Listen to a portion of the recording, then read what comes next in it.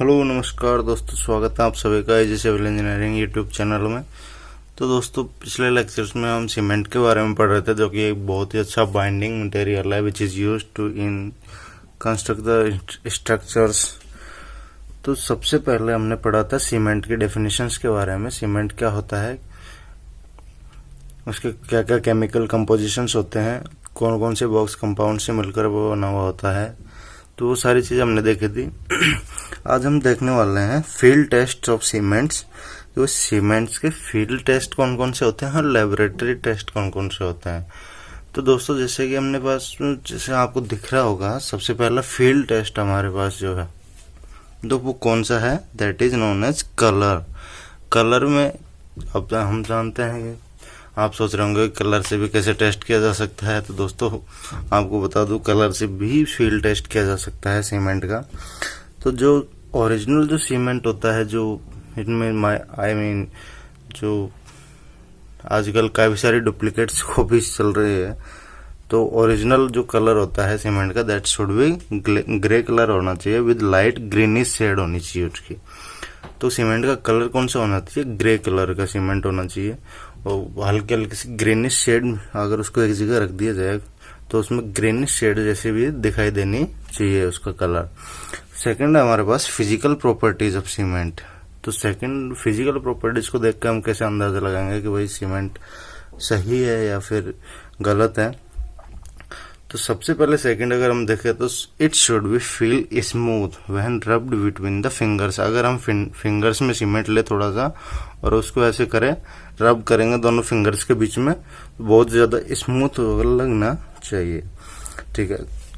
Second हमारे पास hand is inserted when the hand is inserted in a bag of cement should feel cool. अगर हम cement का जो बैग है, जो 50 kg का जो बैग होता है, अगर उस बैग में हम हाथ डाल दे सीमेंट में, तो हाथ डालने पे हमें कूल फील होना चाहिए, ठंडा फील होना चाहिए। That is known as good quality of cement. Small quantity is thrown in bucket of water, it should sink, should not float on the surface. अगर हम जो थर्ड टेस्ट है, जो अगर एक जैसे कि हम मुट्ठी भर के सीमेंट लेंगे, जो हमारे जितना भी हमारे हैंड में आएगा उतना हम सीमेंट लेके, एक बाल्टी जो पानी से भरी हुई है उसमें अगर उसको फेंकते हैं सीमेंट को, तो वो सीमेंट डूब जाना चाहिए, ना कि फ्लोट करना चाहिए। अगर वो डूबता है तो वो गुड क्वालिटी का सीमेंट है, और नहीं डूबता है या फिर फ्लोट करने लग जाएगा तो वो गुड क्वालिटी का सीमेंट नहीं है। ठीक है। थर्ड हमारे पास कौन सा टेस्ट है, pressure of lumps, presence of lumps, sorry pressure नहीं, प्रेजेंस ऑफ लम्प्स। तो प्रेजेंस ऑफ लम्प्स में होता है, इसमें ओनली फाइन पार्टिकल्स प्रेजेंट होने चाहिए। फाइन पार्टिकल्स वो एक बार कहीं से एक कलेक्ट हो जाते हैं ना, तो लम्प्स बन जाते हैं, मोटे मोटे पार्टिकल्स बन जाते हैं, तो वो उसमें प्रेजेंट नहीं होने चाहिए। तो नेक्स्ट हमारे पास जो होता है, ये तो थे हमारे फील्ड टेस्ट। नेक्स्ट हमारे पास है लेबोरेटरी टेस्ट के। लैब में कौन कौन से टेस्ट होते हैं। ठीक है। तो लेबोरेटरी टेस्ट में हम अब लेबोरेटरी टेस्ट में सबसे पहले हमारे पास कौन सा टेस्ट है, केमिकल कंपोजिशन टेस्ट। वो कौन कौन से केमिकल कंपोजिशन होते हैं, वो किस तरीके से हम कौन से प्रोपोर्शन में सीमेंट में मिलाए जाते हैं, उन टेस्ट को हम कौन सा टेस्ट बोलते हैं, केमिकल कंपोजिशन टेस्ट। तो सबसे पहले इसमें पॉइंट जो मैंने क्या पॉइंट वाइज लिखे हैं, ताकि एग्जाम्स के पॉइंट ऑफ व्यू से बहुत अच्छा है, कुछ एक्स्ट्रा पढ़ना ना पड़े। और जितने भी पॉइंट्स यहाँ पे लिखे हैं वो एक एक सेंटेंस बहुत ज्यादा इंपॉर्टेंट है, तो दोस्तों प्लीज ध्यान से देख लीजिएगा एक बार। तो लाइम सैचुरेशन फैक्टर जो होता है, LSF जिसको हम बोलते हैं, केमिकल कंपोजिशन टेस्ट का हिस्सा है। तो इसको कैसे फाइंड आउट किया जा सकता है, तो केमिकल कंपोजिशन देखते हैं। कैल्शियम ऑक्साइड जो कि लाइम होता है, -0.7 इंटू सल्फेट अपॉन में 2.8 SiO2 plus 1.2 Al2O3 plus 0.6 Fe2O3। अब ये जो जितने भी है ना, ये इनकी अमाउंट्स है। यहाँ पे जैसे लाइम की कितनी अमाउंट है, तो वो अमाउंट इस पे ऐड की जाएगी, यहाँ पे पुट की जाएगी। तो LSF की वैल्यू या फिर लाइम सैचुरेशन फैक्टर की वैल्यू कितनी होनी चाहिए, it should be greater than 0.66 और लेस देन 1.02। तो ये इसका फिक्स अमाउंट है, ये हमेशा 0.66 से 1.02 के बीच में इसकी वैल्यू आनी चाहिए। और Al2O3 अपन में Fe2O3 या फिर एल्यूमिना अपन में आयरन ऑक्साइड अगर परसेंटेज निकाले तो ये 0.66 से ज़्यादा नहीं होना चाहिए। अगर ये 0.66 से ज़्यादा हो रहा है तो इट मीन्स आपका केमिकल कंपोजिशन टेस्ट सही नहीं हुआ है। नेक्स्ट हमारे पास है वो वेट ऑफ इनसॉल्युबल रेजिड्यू, मतलब अगर सीमेंट को हम फेंकेंगे बाल्टी में, पानी की बाल्टी में, तो वो इनसॉल्युबल जितने भी रेजिड्यू बचते हैं, जो भी रेजिडेंट मतलब लास्ट में जो पार्टिकल्स बचते हैं जो कि सॉल्युबल नहीं है, वो 4% से ज़्यादा नहीं होना चाहिए। वेट ऑफ इनसॉल्युबल मैग्नीशिया कितना होना चाहिए, वो 6% से ज़्यादा नहीं होना चाहिए। और टोटल लॉस इन इग्निशन कितना होना चाहिए, वो 5% से ज़्यादा नहीं होना चाहिए। तो दोस्तों ये थे केमिकल कंपोजिशन टेस्ट। इसमें हमने जितना जो भी इम्पोर्टेंट था वो पॉइंट वाइज आपको बता दिया है। नेक्स्ट हमारे पास जो है केमिकल लेबोरेटरी टेस्ट में वो है कंसिस्टेंसी टेस्ट। अब कंसिस्टेंसी टेस्ट में सबसे पहला वर्ड तो कंसिस्टेंसी है। वही कंसिस्टेंसी होता क्या है, तो कंसिस्टेंसी क्या होता है, that consistency which will permit the Vicat plunger to penetrate a depth of. Consistency हमने पिछले लेक्चर में आराम से पूरी अच्छे तरीके से पढ़ी है। कंसिस्टेंसी होता क्या है, तो कंसिस्टेंसी टेस्ट में हम विकार्ड एपरेटस यूज में लेते हैं। सबसे पहली बात विकार्ड एपरेटस, तो अगर विकार्ड एपरेटस 33 to 35 mm पेनिट्रेट कर जा रहा है, जो भी सीमेंट का जो मोल्ड फिल किया हमने, सीमेंट का जो सैंपल है, अगर उसको 33 to 35 सेंटीमीटर mm अगर उसको पेनिट्रेट कर जा रहा है टॉप से या फिर बॉटम से अगर देखें तो 5 से 7 mm अगर बच रहा है बिना पेनिट्रेट किया हुआ, तो उसको क्या बोल देंगे हम, बहुत अच्छी कंसिस्टेंसी है उसकी। तो सबसे पहले विकार्ड प्लंजर के बारे में देखना है। विकार्ड प्लंजर का डाया कितना होता है, 10 mm और 50 mm की उसकी लेंथ होती है। डाया कितना होता है, 10 mm और 50 mm की लेंथ होती है। और इसमें हम दो तरीके की निडल यूज करते हैं। इनिशियल सेटिंग टाइम और फाइनल सेटिंग टाइम निकालने के लिए दो तरीके की निडल यूज की जाती है। तो इनिशियल सेटिंग टाइम के लिए जो निडल यूज की जाती है वो तो होती है स्क्वायर निडल, जिसका डाया 1 mm होता है।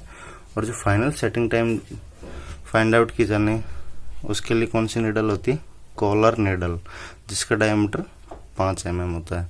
ठीक है दोस्तों, तो initial setting time for OPC कितना होता है ऑर्डिनरी पोर्टलैंड सीमेंट के लिए, पिछले लेक्चर में भी हमने देखा है। Initial setting time for OPC कितना होता है 30 मिनट्स और फाइनल सेटिंग टाइम कितना 10 आवर्स, 10 घंटे ओपीसी के लिए फाइनल सेटिंग टाइम है।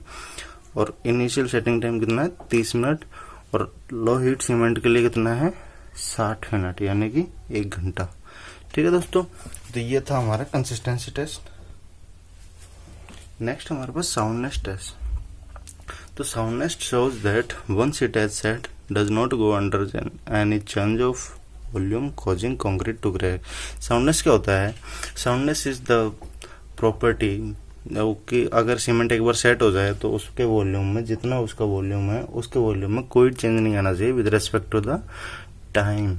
जैसे जैसे टाइम इंक्रीज होगा उसका वॉल्यूम चेंज नहीं होना चाहिए, क्योंकि सूखने पे वो सिकुड़ता भी है, उसमें क्रैक्स भी डेवलप्ड होंगे, और क्योंकि वो उसमें लाइम और मैग्नीशिया प्रेजेंट होता है। तो इसको फाइंड आउट करने के लिए हमारे पास सबसे पहला मेथड कौन सा है, Le Chatelier method. Le Chatelier method में क्या होता है, ये दो तरीके की रिंग होती है जिसमें बीच का डायमीटर 30 mm होता है और दोनों रिंग्स के बीच का कितना डिफरेंस है 0.5 mm। और जो ये लेग्स होते हैं इसके, वो लेग की साइज कितनी है 65 mm। ठीक है, अब इसमें कंसिस्टेंसी कितनी हो जाए, कंसिस्टेंसी हमने पिछली है, अभी पिछला मेथड ही था कंसिस्टेंसी। तो कंसिस्टेंसी कितना होता है, पी का मतलब कंसिस्टेंसी है यहाँ पे, तो कंसिस्टेंसी का 0.78 या 78% कंसिस्टेंसी वाटर ऐड किया जाता है लीच एटलियर मेथड में सीमेंट के अंदर। ठीक है दोस्तों, जो भी हमारे पास इतना वाटर ऐड करने में 0.78 पीक वाटर ऐड करने के बाद में जो पेस्ट सीमेंट का बनेगा हमारे पास, उस पेस्ट को हम वाटर के अंदर फिल कर देंगे, वाटर के अंदर इमर्ज करके रख देंगे 24 घंटे के लिए। फिर इसके बाद में 24 घंटे बाद में उनको बाहर निकाल के जो इन दोनों लेग्स हैं, इन लेग्स के बीच का डिफरेंस हम देखेंगे कितना चेंजेज आया उसमें। फिर अगर उसको निकाल के जो वाटर का बॉइलिंग पॉइंट तक वाटर को बॉईल करेंगे और 25-30 मिनट बाद में 3 घंटे के लिए उस सैंपल को या फिर उस लीच एटलियर एपरेटस को सैंपल सहित 3 घंटे के लिए बॉइलिंग वाटर में डाल देंगे और अलाउ कर देंगे ठंडा होने के लिए। फिर से दोबारा हम इसका टेस्ट करेंगे, डिफरेंस करेंगे, तो कितना उसमें डिफरेंस आएगा वो हम फिर से नोट कर देंगे। तो अगर वो डिफरेंस 10 mm से ज़्यादा आ रहा है तो इट मीन्स वो अच्छा सीमेंट नहीं है, गुड क्वालिटी ऑफ सीमेंट बिल्कुल भी नहीं है। तो expansion for good quality of cement should be minimum not maximum, not greater than 10 mm. Expansion should not be greater than 10 mm for ordinary Portland cement, or expansion should not be greater than 5 mm for high alumina or super sulfated cement। जो ordinary Portland cement है उसके लिए तो 10 mm से ज़्यादा नहीं होना चाहिए, और एक्सपेंशन हाई एल्यूमिना सीमेंट और सल्फर सल्फेटेड सीमेंट के लिए 5 mm से ज़्यादा नहीं होना चाहिए। ठीक है, नेक्स्ट हमारे पास है ऑटोक्लेव टेस्ट। तो पहला तो लीचेटलियर टेस्ट था, उसमें हम साउंडनेस कैसे चेक कर रहे थे। अब ऑटोक्लेव टेस्ट है।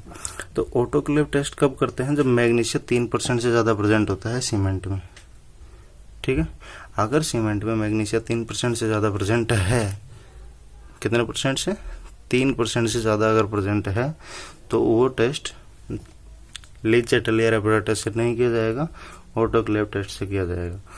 तो सीमेंट में हम फिर क्या करेंगे, 25x250 mm का एक मोल्ड तैयार करके उसके सीमेंट पेस्ट फिल कर देंगे और सीमेंट पेस्ट का मोल्ड तैयार कर लेंगे।